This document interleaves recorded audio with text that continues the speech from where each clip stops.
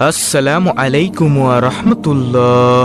প্রিয় দর্শক, কাজের ফাঁকে ফাঁকে করা যায় এমন কিছু আমল সম্পর্কে আজকের ভিডিওতে আমি আপনাদেরকে জানাবো ইনশাআল্লাহ।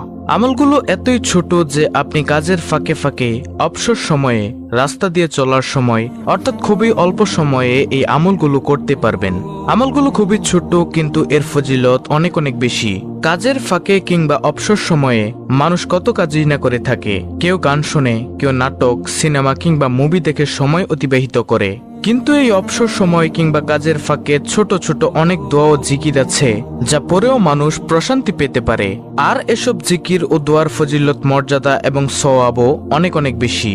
সুপ্রিয় দর্শক, বান্দার প্রতিটি আমল আল্লাহর কাছে অনেক দামি। ছোট ছোট আমলও কিয়ামতের দিন বিপুল সওয়াবে পরিণত হবে।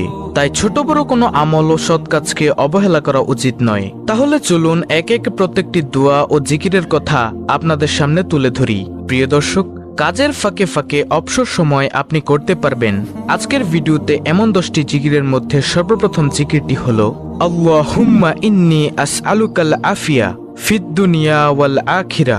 অর্থ হলো, হে আল্লাহ, তোমার কাছে আমি দুনিয়া ও আখিরাতের নিরাপত্তা ও সুস্থতা কামনা করছি। সুবহানাল্লাহ। প্রিয় দর্শক, দেখুন কত সুন্দর একটি জিকির।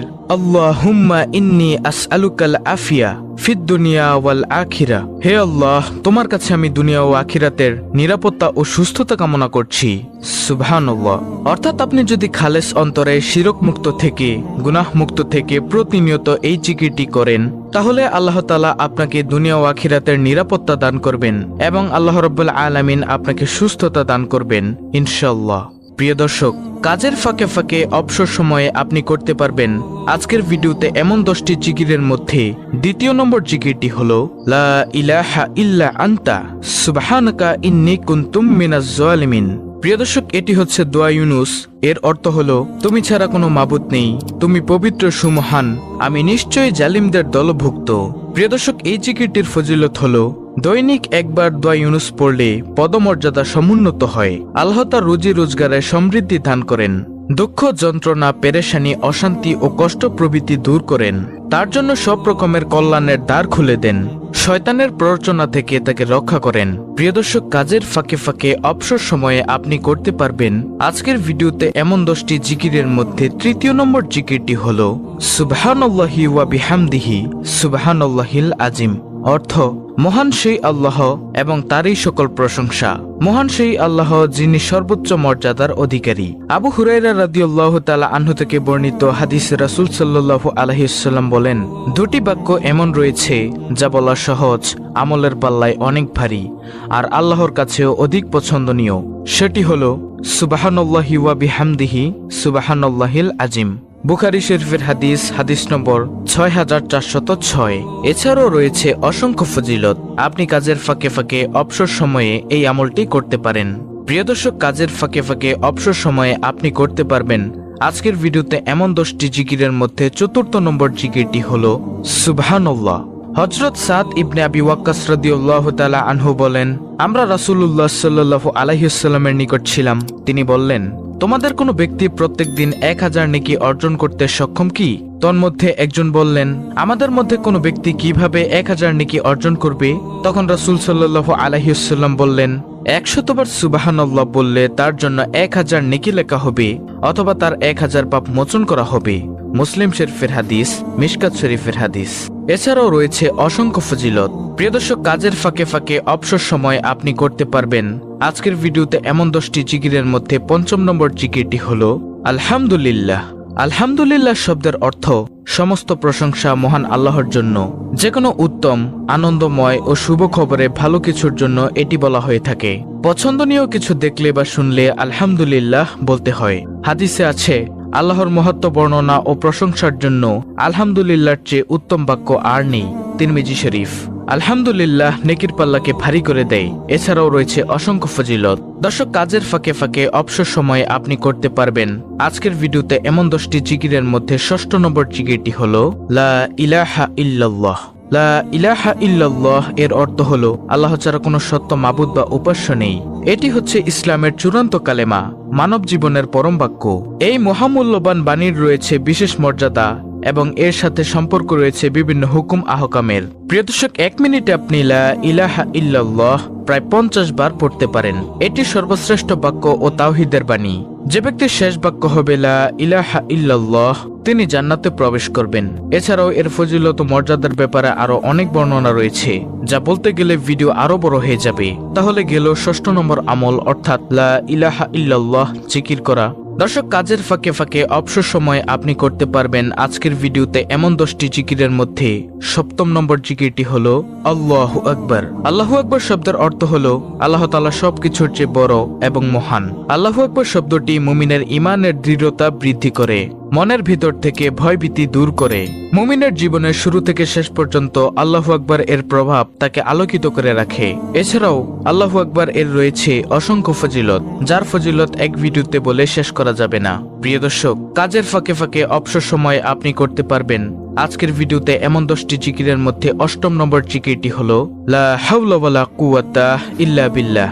এর অর্থ হলো আল্লাহ ছাড়া কোনো ভরসা নেই, কোনো ক্ষমতা বা শক্তি নেই। অর্থাৎ মানুষের ব্যক্তিগত শক্তি, সামর্থ্য, ক্ষমতা ও সাহস যত বেশি থাকুক না কেন, আল্লাহ তাআলা তৌফিক না দিলে তা কোনো ধরনের উপকারে আসবে না।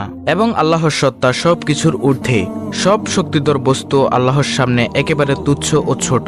এটি একটি গুরুত্বপূর্ণ বাক্য। এর ফজিলত ও সওয়াব অনেক বেশি।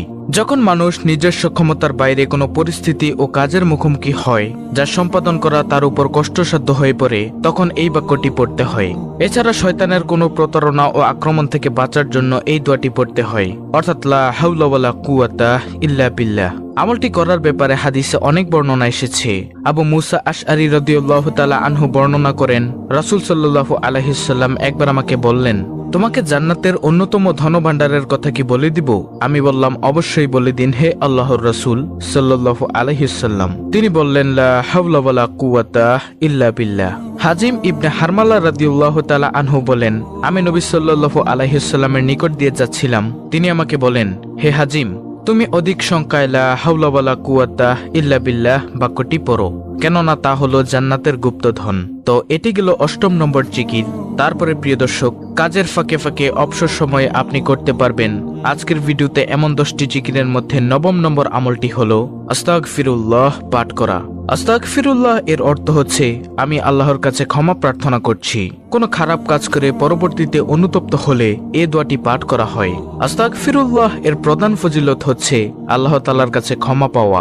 আমাদের প্রিয় নবী হযরত মুহাম্মদ সাল্লাল্লাহু আলাইহি ওয়াসাল্লাম তাদের জন্য সুসংবাদ দিয়েছেন, যাদের আমলনামায় অধিক ইস্তেগফার পাওয়া যাবে। প্রতিদিন আস্তাগফিরুল্লাহ পাঠ করা নবীজি সাল্লাল্লাহু আলাইহি ওয়াসাল্লামের সুন্নতের অনুসরণ, কারণ নবীজি সাল্লাল্লাহু আলাইহি ওয়াসাল্লাম দৈনিক কমপক্ষে 70 বার ইস্তেগফার পাঠ করতেন। তাহলে গেল 9ম নম্বর জিকির, অর্থাৎ আস্তাগফিরুল্লাহ ইস্তেগফার পাঠ করা।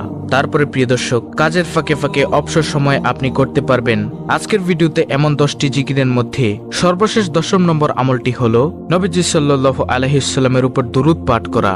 সেটা হতে পারে দুরুদে ইব্রাহিম, যেটা আমরা নামাজের মধ্যে পাঠ করে থাকি, অথবা সবচেয়ে ছোট দুরুদ সাল্লাল্লাহু আলাইহি ওয়াসাল্লাম। আপনি যদি দুরুদে ইব্রাহিম পড়তে না পারেন, তাহলে আপনি পাঠ করুন সাল্লাল্লাহু আলাইহি ওয়াসাল্লাম, সাল্লাল্লাহু আলাইহি ওয়াসাল্লাম, সাল্লাল্লাহু আলাইহি ওয়াসাল্লাম। তাহলেও আপনার দুরুদ আদায় হয়ে যাবে ইনশাআল্লাহ।